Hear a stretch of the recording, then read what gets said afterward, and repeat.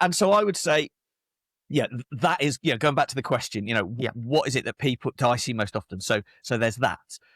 Too much how, too much detail, too much logical, rational, not enough why.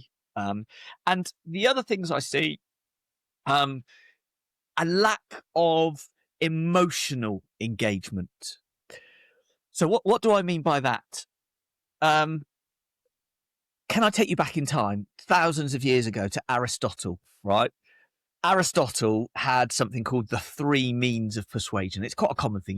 You can look it up online, and it's how in ancient Greece, if you were gonna, I don't know, convince people to go to war with the Spartans or whatever it was that they had to convince people of, there was three things you needed, right? And the Greek for that was logos, ethos, and pathos, and that was about your credibility. Firstly, so how credible are you? And we're great at doing that in tech, right? I'm a senior software engineer. I've got this great credibility. This is my CV, right? So I'm a credible person, right? So we have that. And then we've got a great logical and rational argument. We're really good at doing that, right? This is the logic of why we should do it. But the third part of that three means of persuasion is the emotional connection. How are you going to move not just the mind, but the heart of that person? Right. And that comes from emotional connection. And we often miss that part off. So we're trying to do two parts of the three means of persuasion, and you need the third part. And actually, when you now look at modern neuroscience, and there's lots of studies on this, monitoring people's brains as they react to different stimuli. And if you are doing how the brain reacts to the rational is like here at the front. And that's a very rational thinking part of the brain here at the front of the part. Maybe a more emotional bit is here at the back near the amygdala, right? And what they've shown is that if you can get both of those bits of the brain firing at the same time, people's cognitive processing goes up, their problem solving goes up, and this is the other important bit, their recall goes up. So they remember the things that you've said. So if you go into somebody, detail, logic, rationale, there's no emotion, they instantly forget it. They're not moved by it.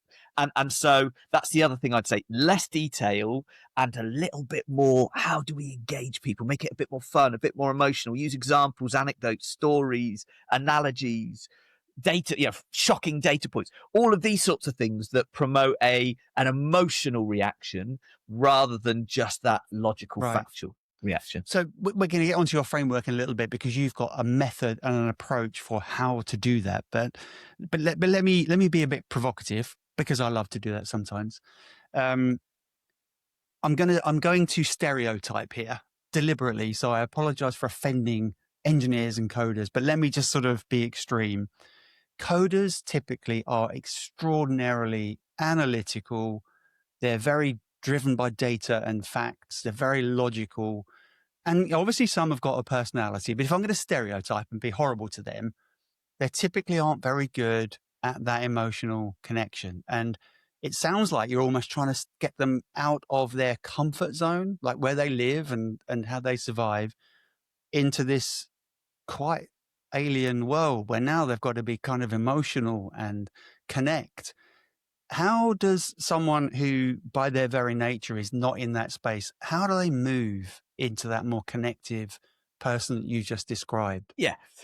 So first thing is, what I'm not saying is you need to have, be weeping and have a group hug every time you ever talk to anybody, right? So I'm not talking about that. Everyone's just going, phew, right now. Yeah. And the second thing, it's a set of skills that you can learn, right? In the same way that you have learned architectural patterns and you have learned languages to code in, you've learned object models, whatever it is, in the same way that you've learned all of those, you can learn all of these things, right? And there are skills, there are patterns, there are frameworks that you can learn, and you can get better at this. And simply by listening and then following these sorts of things, you can get better. Now, maybe you're not going to be Ryan Reynolds at the end of it, right? And Mr. Charismatic Hollywood icon, but you don't need to be. What you need to be able to do is you need it not to be a debilitating weakness. Right. And you need to get to the point where you can influence people that matter to you in an effective way.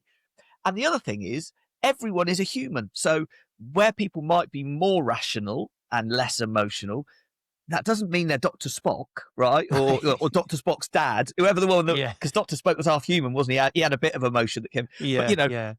Yeah. they're not Vulcans that have got no emotion and no. Of course they have. Everybody has. And so actually you can learn these skills. You can get better at these skills. And sometimes I find, because people find it uncomfortable, it's not what they want to do, but it is a necessity. That Yeah. they avoid it and might start to build these limiting beliefs that say that person is charismatic and therefore they should do the speaking. I am not naturally, and therefore I'm going to, never do that. But I think they're doing themselves a massive disservice, because some of the most interesting things and some of the most compelling presentations I've seen are by people that aren't great, natural, gifted public speakers. Right. They're people that have had to exercise real bravery to get up in front of people and speak. And often the people that say the least have the most interesting things to say and the best perspective. And so if you never do it, you're doing yourself a massive disservice, because you've got this amazing intellect. And if you could just, point it in that direction a little bit, you could be so much more effective.